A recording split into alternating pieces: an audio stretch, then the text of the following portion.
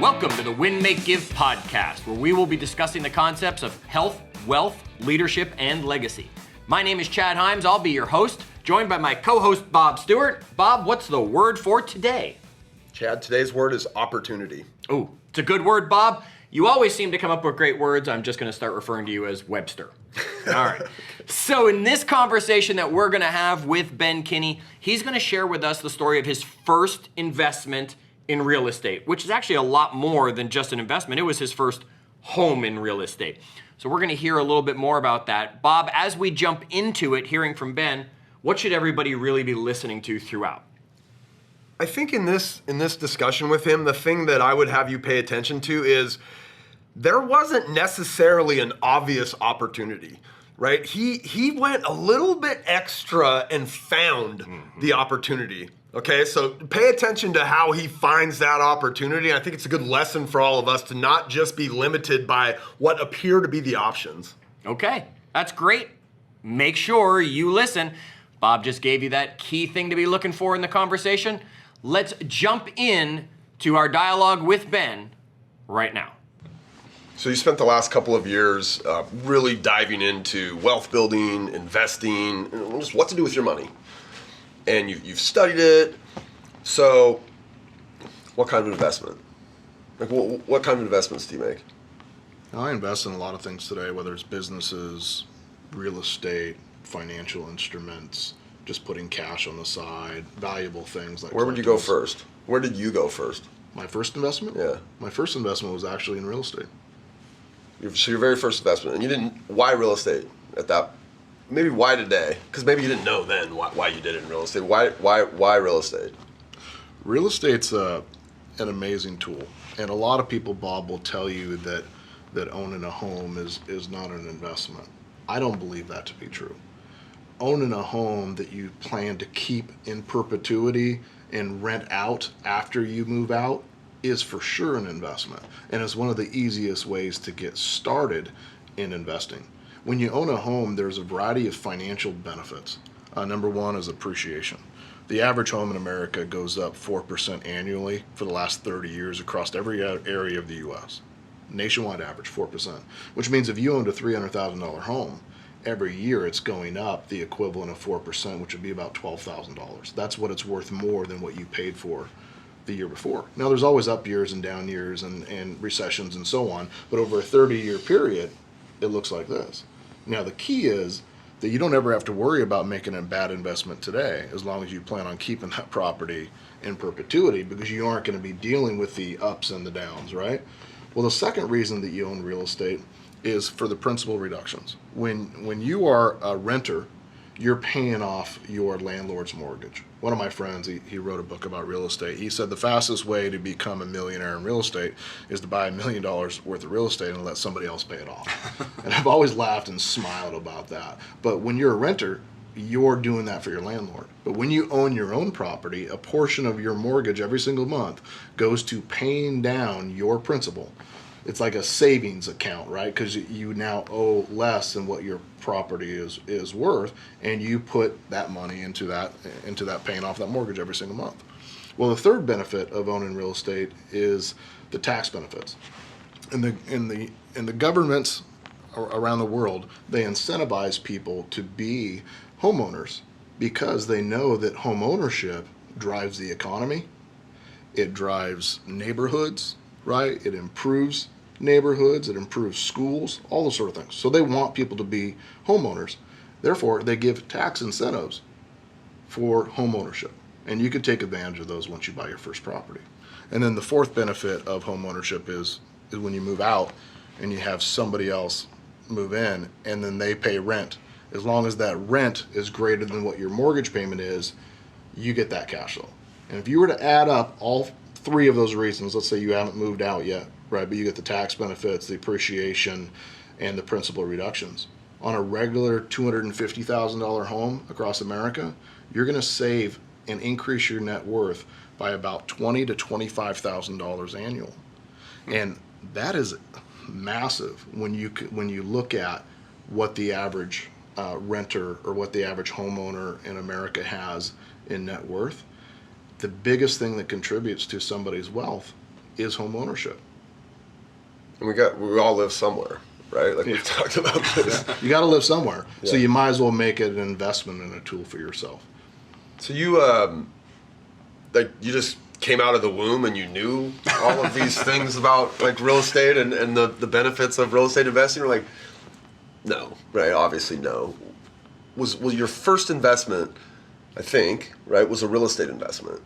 Not because of these reasons, right? Like you didn't intrinsically know these reasons. So why was that first? Like, tell me the story of that first investment for you. Yeah, so I grew up in a poor situation. I lived in a cabin with my father. It was about 300 square feet, and we rented it. We didn't even own that cabin. On the weekends, I went to my mom's house. We were in a single wide trailer in a small community, and we rented that piece of land that the trailer was on as well. And from travel trailers to single wides to cabins, home ownership was not something that I was made aware of from a familiar family point of view, right? And the idea that I could own a home or that I could own real estate never really crossed my mind. Early in my career, my first like professional real job, as I would call it, I was a cable guy. And I had to go out and fix somebody's cable one day. And I ran across this lady. Her name happened to be Paula, and Paula was a school teacher. And I went into this condo, townhouse looking thing, and I got talking to her. She was quite a kind woman and a great person. And she said, "Hey, I just bought this place." And I said, "Hey, congratulations, that's awesome." And I said, "It's a really nice condo." And she immediately corrected me, and she said, "It's not a condo." And I said, "Well, what is it?" She said, "It's a duplex." And I said, "What's the difference?" And she says, "Well, I own both sides. There was 2 units that were attached." And being younger, I was in my early 20s, I looked at her and naively I just said, "Why didn't you just buy a house?" Right? Not a great filter. And she said, "Because the renters next door, their rent covers 100% of my mortgage." And I sat back for a second, Bob, and I started thinking, and I wasn't a super bright kid, Chad, so I was just, you could see the wheels and the gears probably slowly cranking. I'm like, Wait a minute. hey, this chick lives for free. This lady lives for free. And I said, "Paula, you don't pay anything to live here." She's like, "I know, isn't that great?" And I'm like, That's why I got all the cable channels. I got every one of them, HBO and I'm Showtime like, and everything. I want to do that. And I was driving away in my little crappy cable truck, and I was thinking to myself, I'm going to do that. So I went and I stopped by this mortgage place. And the mortgage guy said, "Yeah, you could buy one of those, but you need $11,500 saved up." I didn't have $11,500 saved up, but I had some things I could sell, and I set off with a plan that I would save up that much money, and I did. I saved up $11,500. How long did it take you? I think it was about 6 months. Selling some stuff. I had a little bit to start with, but I went and I figured it out, right? And I lived in a $800 a month apartment, and so I didn't have a lot of expenses. Well, the next thing I did is I went and I found a real estate agent. And I didn't find a great real estate agent, but I found a real estate agent. And Those are out there. And this real estate agent, he said, "Yeah, I'd love to help you." And very nice guy, by the way. And he drove me around and he showed me houses and he showed me condos. And I remember going to this one condo and I said, do I get the other side too? And he said, "No, this is just one of them." And I'm like, "You have to understand, I'm in it for this free thing. Like, I want 2 where one pays for the other," right? And there just wasn't a lot on the market during that time. And if it was over my price range. I was approved for $230,000. And nothing was coming in on that range. And he kept showing me things. I think he was getting frustrated with me, and I was getting frustrated with him. And so one day I started driving around, and I just started writing down the addresses of all the different duplexes that I had thought looked good and that looked like a place that I would want to live in. You got a little bit. You were a cable guy, so you were familiar with the streets, and you'd been out around those places. Yeah, right? yeah. And I literally just wrote down their addresses, and I went back to my computer, and I looked up each address in the county assessor's page, and I saw who bought them, When did they pay for it? What did they pay for it? Did it have, how many bedrooms did it have? And I really wanted one that had 3 bedrooms on each side because you could get a lot more for rents than a 2-bedroom. And I noticed one thing about a duplex. It wasn't one that I ended up buying, but I noticed is that some duplexes had a tax forwarding address outside of the state. I thought, these people own this, but they don't actually live here.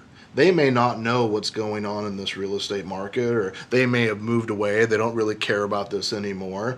I'm going to reach out to them.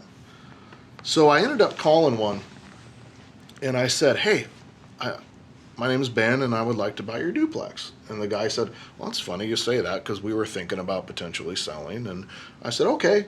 And I hung up the phone. I'm like, I'll call you back. So I hung up the phone, and I called my real estate agent, and I said, hey, shitty real estate agent, I have this property I want to buy. I found it. Will you call and you offer him this? And the guy said, he'll never sell for that. I said, all right. And I hung up the phone, and I thought to myself, well, how does he know? He didn't even ask him, right?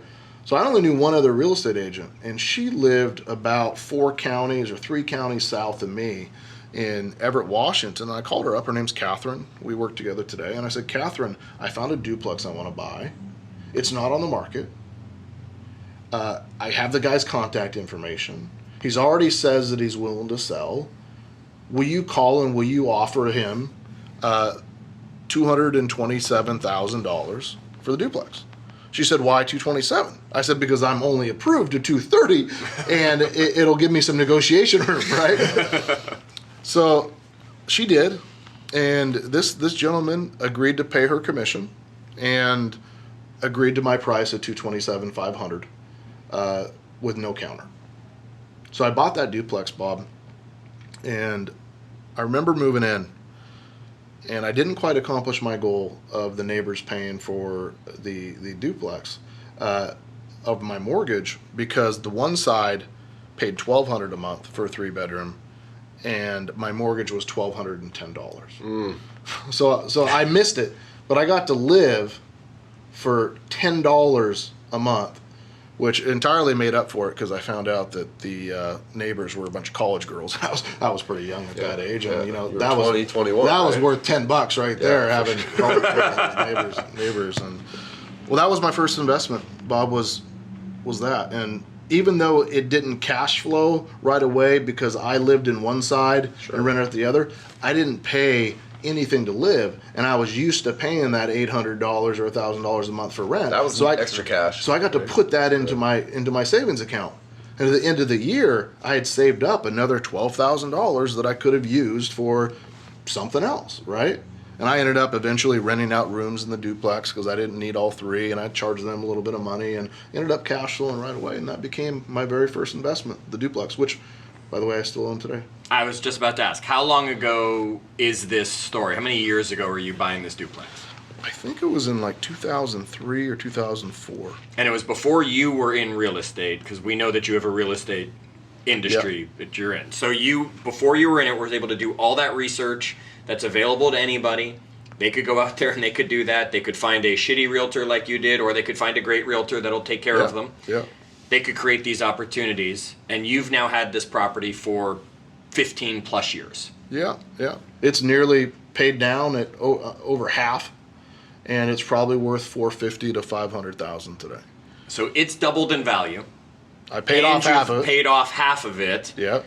So you've made a huge profit on this and still own it. So you're going to still have the renters continue to pay it down, while the appreciation that you talked about before will continue to raise its value over the years. And rents have gone up dramatically. I think we get $1,800 to $2,000 aside now for that duplex. So we bring in $3,600, $3,800 a month, and the mortgage is still if you were $1,210. If you were just an average person, just sitting on your couch watching HGTV, or I think a lot of people think, oh, the money to be made in real estate is in these flippers, right? These shows come in, they show I buy it at the auction for $150, and I put $30,000 in, and I sell it for $240, and I made $60,000, right? And people's eyes like roll at these numbers, but you don't sell real estate, right? Like you sell real estate, but you don't sell your real estate. Yeah.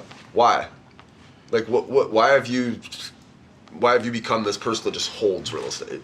I don't know if your guys' parents were like this, but I remember riding around with my dad, and my dad saying when I was young, I could have bought that when 20 years ago, My right? dad did this. Yeah, yeah. And I think about that today, right? There isn't a property out there that I could have rode around with my dad 30 years ago that it wouldn't have been a good deal to buy that 30 years ago and still own it today, right? All there is stories from people that said, I used to own that. If I still owned that, things would be a lot different today, right? Sure. Or I could have bought that if I would have bought that then, right? Wealth is built by keeping real estate, by paying it off, by using the cash flow to grow and do more things. Flippers are basically working at a job called flipping homes, and they're making income. But I'm not looking for income. I have income from my job. I'm looking to build wealth, and you build wealth by keeping real estate. What do you do with that extra money that's coming in? I want to go back to that. You were saying you're bringing in about $3,600 on this duplex. You said your mortgage is about $1,200 on it. There's a difference. Are you throwing all that money at the property to get it down so that mortgage goes away? Are you taking that money and putting it into other investments? Are you just taking that money and putting it, what are you doing with that cash flow? So what I've done since the very beginning, Chad, is I created a separate bank account for that property, and I'd put the rents in there. And I even paid myself rent in the beginning so that account would build up. But let's say that we didn't. We were just putting all the rents in there. I would keep that money in that account until it had covered 3 to 6 months of not having a tenant in that property. Because what if somebody left? Now, I've never had a vacant property for more than a couple weeks in my entire career of owning real estate. That's usually Buy near a fear. college, right? I mean, a lot of your stuff is here around the college, right? Right, yeah. So I've never had to use that, but I've had hot water tanks that broke or a washer that broke or just little things like that, right? So I build up a reserve account. And then after that, every additional dollar I use to either pay the mortgage down quicker or I put it into my real estate investing account that I use to buy the next property. Maybe someday we'll talk about the second property I bought. That initial duplex set me up for everything that I have today because it got me excited about owning real estate. The real estate market started to go up pretty quickly. So I started seeing also that I had equity, and equity is net worth, right? I got to see that a guy that had never owned anything, that didn't have any savings, that a couple of years later I had $100,000 in equity, right? $100,000 in net worth because the property had gone up in value. And I hadn't done anything for that. I was literally making 25 grand a year just owning something that prior I was paying a landlord. Imagine what would happen if I would have done that a couple of years earlier, right? Or a couple more times. You talk about this, like you put $12,000 down that first property, and you bought it at, say, $230, and if it appreciated at that annual appreciation rate, like in the first year it had $10,000 of appreciation. Can you talk about that concept of appreciation on just your down payment versus like putting that money into the stock market? You know what I'm talking about? Like, you talk often about this idea of I didn't think there was math on this podcast. Yes, yeah. but the leverage, right? It's it's a small down payment that you get appreciation against the whole value of that thing. If you were to put $10,000 into the stock market, like you put it into your 401k or your retirement account, and the stock market went up, an amazing return like on the S&P 500 might be, or your 401k or something, might be like 11% or 13%, which means you would make 11% of the $10,000 you have in your retirement account. You make $1,100, right, that year, and that would have been considered a good year in the stock market. Mm-hmm. Well, that same $10,000 that you would invest in your first piece of real estate, you don't make appreciation 4% or 6% or whatever appreciation is locally on the amount you put down. You make appreciation on the price that you paid for the property or on its original value. So in my situation, I put $11,500 down or $12,500, whatever it was, and I made 4% or 6% or 8%, right, on $230,000. Not on the $12,000 I put down. So every year, it was like I was getting 100% or 200% return on my original $11,500 $500. So if you did the FHA loan at 3.5%, or even a conventional, you put 20% or 10%, wherever you were at, you then got appreciation on all that other 80% of the bank's money. That's essentially, right? That's right. That's why home ownership is so important. Is specifically buying owner-occupied homes that you move into is so important, because you can buy them for 3% or 5% down. Whereas if I was to go buy a duplex back then that I wasn't going to live in, I would have had to put 20 or 25% down for an investment property, a non-owner occupied home. Well, I was a cable guy, so saving up 20% or 25% of a $230,000 property, I may have never saved it up, right? Or it would have took me 3 to 5 years to have enough money to do that. But I was able to get into home ownership and get into real estate investing by buying owner occupied, putting that 3 to 5% down, right? And then over time I rented it out, and the next property I bought wasn't an investment property, it was an owner occupied, and I moved in to that next house. And we'll talk about that concept of how to do that maybe on a different call. And you didn't know this stuff, again, like we were talking about, you weren't born with this knowledge.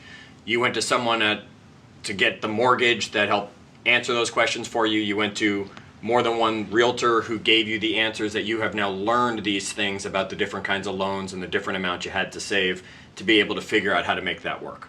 I bought the Landlord for Dummies book. Literally, I still have it. It's in our bookcase out there. The yellow one, for dummies, right? And I bought the rental properties for dummies book. And I just sat down and I grinded myself away through learning about these things. Because I realized that there was nobody coming to save us. That I wasn't taught about money in college. I wasn't taught about wealth building or owning real estate in high school. My parents didn't have money conversations while we're at the dinner table. That didn't exist. If I want to be in that sort of conversation, I have to go seek it out, or I have to go buy these books or listen to these podcasts and find that information. Is that part of what drives you to take this message and get it out there? Is this idea that you feel like, in some way, I feel robbed of having had somebody teach me this stuff like when I was 20, right? And could have actually done something with it. Does that drive you at all? This idea that you maybe felt like, where was this information for me?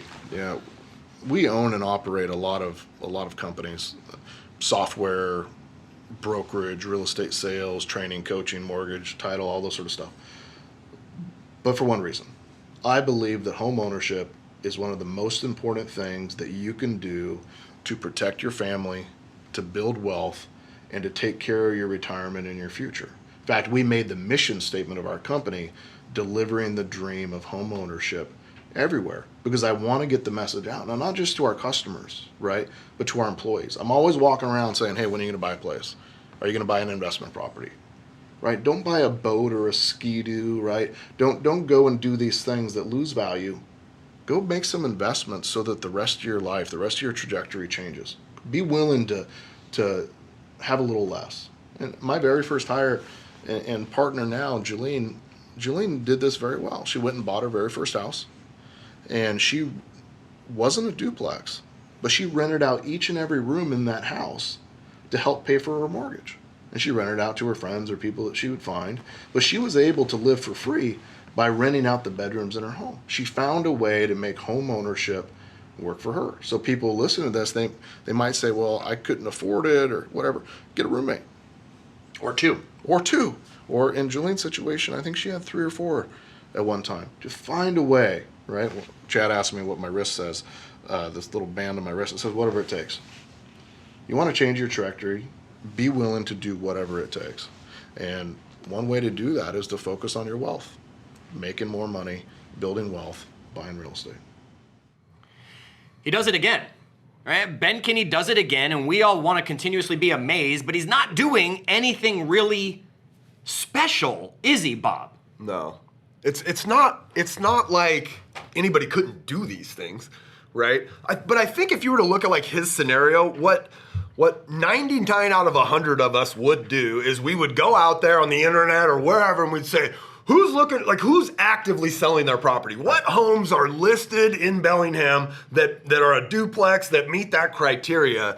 And then if there was none, Which is essentially what his real estate agent did, right? There were none. And then we would just walk away, or we'd say, oh, we got to wait for that perfect opportunity to present itself to us. Right. And he just said, no, I'm going to go manufacture that opportunity, right? So, I mean, like, how many times in your life, in your day-to-day, are you just met with like there's not an obvious answer here, right? And you just go, well, I can't do that.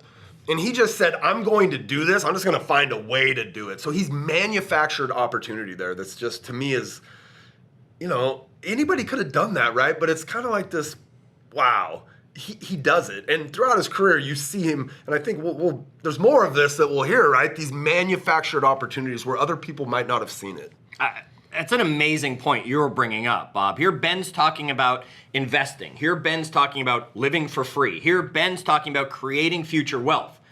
Yet what you're finding in that message, even though that's what it's disguised being talking about, what you're finding in that message is go create opportunity for yourself each and every day, no matter where it is. Yeah, and I think a lot, there's these dead ends, there's nothing there. And he just looks at things a slightly different way. He basically says, I'm going to achieve this thing. I was going to figure out how, right? And most of us would say, oh, I tried, and the normal way that you would do that, there was no opportunity there. And he just said, no, I'm going to find it one way or another. Great message that he shares with us.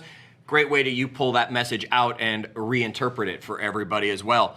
So, wherever you're watching podcasts, listening to podcasts, make sure you subscribe to the Win, Make, Give podcast. As I said, if you're watching them, that's true. We are on YouTube. Just go to winmakegive.com, find the link. You can watch any of these podcasts that are out there. Share them, put them out there. Let us hear what you're thinking about these conversations.